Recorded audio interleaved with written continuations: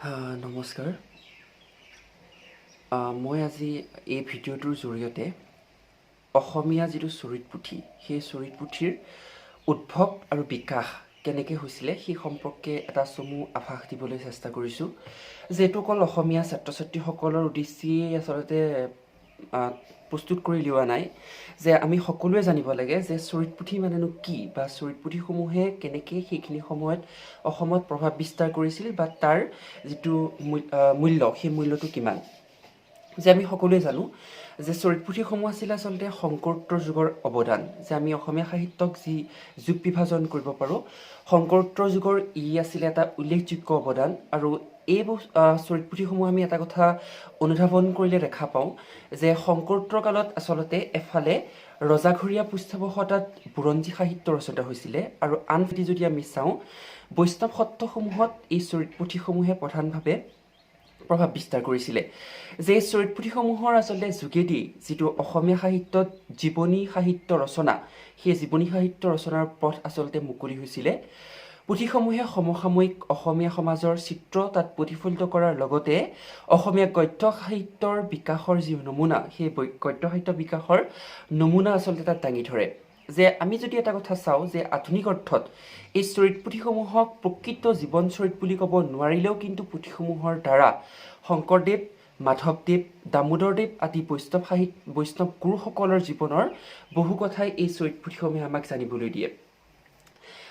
ইয়াৰ পিছত আমি যদি এটা কথা চাওঁ যে চৰিত পুথিসমূহ আচলতে কেনেকৈ ৰচনা হৈছিল, বা চৰিত পুথিসমূহত কি ৰচনা কৰা হৈছিলে। যে এই চৰিত পুথিসমূহত আচলতে যে চৈধ্য প্ৰসংগৰ অন্তৰ্গত চৰিত তোলা প্ৰথাৰ প্ৰেৰণাত সি ৰচিত হৈছিলে। মহাপুৰুষ শংকৰদেৱ, মাধৱদেৱকে প্ৰমুখ্য কৰি যিসকল গুৰু আছিল, সেই গুৰুসকলৰ মৃত্যুৰ পাছত অৰ্থাৎ তিৰোধানৰ পাছত তেওঁলোকক অৱতাৰী পুৰুষ হিচাপে গণ্য কৰা হৈছিলে। আৰু সেই তেওঁলোকক অৱতাৰী পুৰুষ হিচাপে গণ্য কৰাৰ পাছত তেওঁলোকৰ যিখিনি কাৰ্য বা তেওঁলোকৰ যিবোৰ গুণ বা গুণাৱলী, তাত গুণাৱলী কীৰ্তন কৰোঁতা, অৰ্থাৎ তাত কি হৈছিলে, তাত লিপিবদ্ধ কৰি ভকতসকলে তেওঁলোকৰ এটা প্ৰধান কৰ্তব্য হিচাপে সেইখিনি মানি লৈছিলে। যে সেই অৱতাৰী পুৰুষসকলৰ গুণ গৰিমা ইত্যাদি তাত লিপিবদ্ধ কৰাটো তেওঁলোকৰ প্ৰধান কৰ্তব্য হিচাপে তেওঁলোকে মানি লৈছিলে। আৰু এইদৰে ক্ৰমে কি হৈছিলে, বিভিন্ন সম্প্ৰদায়ৰ বিভিন্ন সত্ৰ সম্প্ৰদায়ত প্ৰতিষ্ঠিতসকলৰো কি হৈছিলে, চৰিত বৰ্ণনা কৰাত চৰিত তোলা প্ৰথাৰ যিটো প্ৰচলন হ'বলৈ ধৰিছিলে। যে আমি যদি চাওঁ এক প্ৰকাৰত আমি এটা অৰ্থত ক'বলৈ গ'লে যে য'ত গুৰু পৰম্পৰা লিপিবদ্ধ হোৱা চৰিত পুথিসমূহকে চৰিত পুথি বুলি কোৱা হৈছিল। এইটো মই আকৌ এবাৰ কৈ দিছোঁ যে গুৰু পৰম্পৰা লিপিবদ্ধ হোৱা পুথিসমূহকে চৰিত পুথি বোলা হৈছিলে। অৱশ্যে মহাপুৰুষসকলৰ জীৱনকালত কিন্তু তেওঁলোকৰ চৰিত্ৰ তাত লিপিবদ্ধ কৰা হোৱা নাছিলে। এইটো মই আকৌ কৈছোঁ, তেওঁলোকৰ মৃত্যুৰ পাছতহে এই প্ৰথাৰ প্ৰৱৰ্তন হৈছিলে। যে আমি যদি চাওঁ যে অসমীয়া সাহিত্যত ভালেকেইখন চৰিত পুথি আছে, প্ৰায় 1.5 মান হ'ব, আৰু ইয়াৰে বেছিভাগেই পদ্যত ৰচিত, মাত্ৰ কেইখনমানহে গদ্যত ৰচিত। অৰ্থাৎ সেইখিনি সময়ত পদ্যত ৰচিত বিশেষ ধৰণৰ চৰিত পুথি আছিলে, কিন্তু গদ্যত খুব কম আছিলে। তাৰে খুব কম সংখ্যকহে আচলতে গদ্য ৰচিত হৈছিলে। এতিয়া মই ক'ব বিচাৰিছোঁ যে এই চৰিত পুথিসমূহ কোনে প্ৰথমে ৰচনা কৰিছিল, বা চৰিত পুথিসমূহত কি কি লিপিবদ্ধ কৰা হৈছিলে। যে পণ্ডিতসকলে বিভিন্ন তথ্য আগবঢ়াইছে, বা সমালোচকসকলে বিভিন্ন মন্তব্য দিছে। এই সমালোচকসকলৰ বা পণ্ডিতসকলৰ মন্তব্য বা তেওঁলোকে দিয়া তথ্য অনুসৰি এটা কথা আমি গম পাওঁ যে মহাপুৰুষ মাধৱদেৱৰ ভাগিনীয়েক ৰামচৰণ ঠাকুৰে পোনপ্ৰথমে চৰিত পুথি প্ৰণয়ন কৰিছিলে, আৰু তেখেতে ৰচনা কৰা চৰিত পুথিখন আছিলে শংকৰদেৱ চৰিত। খ্ৰীষ্টীয় এইখন ৰচনা হৈছিলে 16শ শতিকাৰ শেষ অথবা 17শ শতিকাৰ আদি ভাগত। এইটো এটা মনত ৰাখিবলগীয়া আচলতে কথা যে ৰামচৰণ ঠাকুৰে 16শ শতিকাৰ শেষ অৰ্থাৎ 17শ শতিকাৰ আদি ভাগত পোনপ্ৰথমবাৰৰ কাৰণে শংকৰদেৱ চৰিত নামৰ এখন চৰিত পুথি ৰচনা কৰিছিলে। যে চৰিত পুথিসমূহত বহুতো অলৌকিক কথাৰ অৱতাৰণা থাকিলেও কিন্তু এই চৰিত পুথিখনত শংকৰদেৱৰ জীৱনৰ বিস্তৃত বৰ্ণনা তাত লিপিবদ্ধ কৰা হৈছে। আৰু এই ৰামচৰণ ঠাকুৰৰ পিছতে তেওঁৰ পুতেক আছিলে দৈতাৰী ঠাকুৰ, আৰু এই দৈতাৰী ঠাকুৰে শংকৰদেৱ মাধৱদেৱ নামৰ আন এখন চৰিত পুথি ৰচনা কৰিছিল। আৰু এই চৰিত পুথিখনত নামটোৰ পৰা আমি গম পাওঁ শংকৰদেৱ আৰু মাধৱদেৱৰ জীৱনৰ ভালেখিনি কথাই তাত কি হৈছিলে, বিস্তাৰিত ৰূপত অৱতাৰণা কৰা হৈছিলে। ইয়াৰ পাছত ক্ৰমে মই অকণমান নামখিনি চাব লাগিব। দৈতাৰী ঠাকুৰৰ সমসাময়িক কালত দিছ ফুকনে শংকৰ চৰিত নামৰ এখন চৰিত পুথি ৰচনা কৰিছিলে।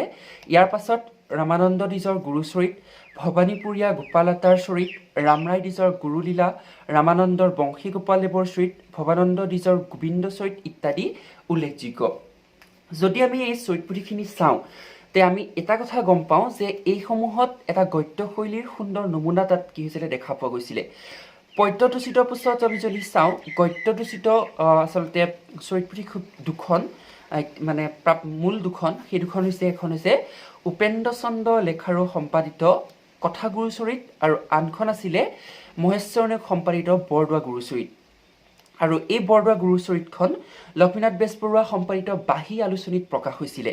তাৰ উপৰিও পদ্যদূষিত এইখিনি সময় আৰু কেইখনমান চৰিত পুথি আছিলে, সেইখিনি আছিলে নীলকণ্ঠ দাসৰ দামোদৰ চৰিত, পূৰ্ণানন্দৰ গোপালদ্বীপ চৰিত, ভৱানন্দ মিশ্ৰৰ গোবিন্দ চৰিত ইত্যাদি।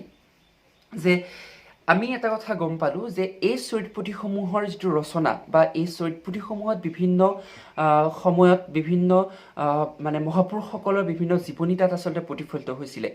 এটা কথা মনত ৰাখিবলগীয়া কথা যে সেইখিনি সময়ত এই যিসকল ব্যক্তিক লৈ এই চৰিত পুথিসমূহ ৰচনা কৰা হৈছিলে, তেওঁলোকক আচলতে একো একোজন মহাপুৰুষ বা তেওঁলোকক একো একোজন অৱতাৰী পুৰুষ হিচাপে গণ্য কৰা হৈছিলে, যাৰ কাৰণে তাত কেৱল তেওঁলোকৰ গুণ গৰিমাহে গুণানুকীৰ্তন কৰা হৈছিলে, কিন্তু তাত দুখ আচলতে লিখা হোৱা নাছিলে। যাৰ ফলত বিভিন্ন অলৌকিক কথা আছিলে বা তাৰ উপৰি তেওঁলোকৰ সকলোবিলাক ভাল দিশে আছিলে, আৰু এইসমূহ তেওঁলোকৰ মৃত্যুৰ পিছত ৰচনা হোৱাৰ কাৰণে আচলতে তাত কিছুমান সত্যাসত্যৰ অভাৱ পৰিলক্ষিত হৈছিলে।